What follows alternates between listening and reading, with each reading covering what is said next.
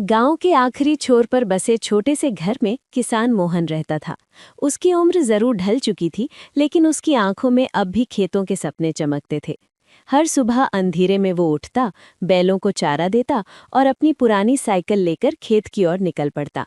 रास्ते में वो पेड़ों, कुओं और पगडंडियों से ऐसे बातें करता जैसे वे सब उसके अपने हों। मोहन की जमीन बहुत बड़ी नहीं थी, पर उसे अपनी मिट्टी से गहरा लगाव था। उसके पिता कहते थे, जो किसान जमीन की इज्जत करता है, जमीन उसकी इज्जत बचाती है। मोहन ने इस बात को जीवन का मंत्र बना लिया था। वो फसल को सिर्फ पैदावार नहीं, बच्चों की तरह पालता था। समय पर पानी, खाद और मेहनत, कभी कोई कमी नहीं छोड़ी। एक साल गांव पर भारी संकट आ गया। बारिश समय पर नहीं हुई, सूरज आग बरसाने लगा और कुएं सूखने लगे।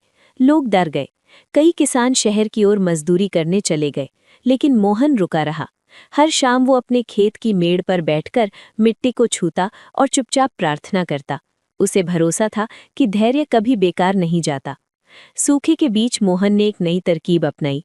उसने कम पानी वाली फसल बोई और खेत के चारों ओर छोटे छोटे गड्ढे खोदकर बारिश का पानी रोकने की कोशिश की। लोग हंसे, पर मोहन ने परवाह नहीं की। कुछ हफ्तों बाद आसमान में बादल घिर आए और हल्की बारिश शुरू हुई।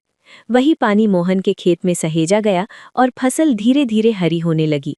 महीनों बाद जब कटाई का समय आया, मोहन के खेत सुनहरी बालियों से भर गए। गांव वाले हैरान रह गए। जिस किसान को वे नाकाम समझ रहे थे, वही सबके लिए उम्मीद बन गया। मोहन ने किसी को ताना नहीं दिया। उसने बस कहा, मिट्टी पर विश्वास रखो, वो कभी धोखा नहीं देती। कटाई के बाद मोहन ने खेत के किनारे एक पीपल का पौधा लगाया। उसने मुस्कुलाकर कहा, ये आने वाली पीढ़ियों के लिए है।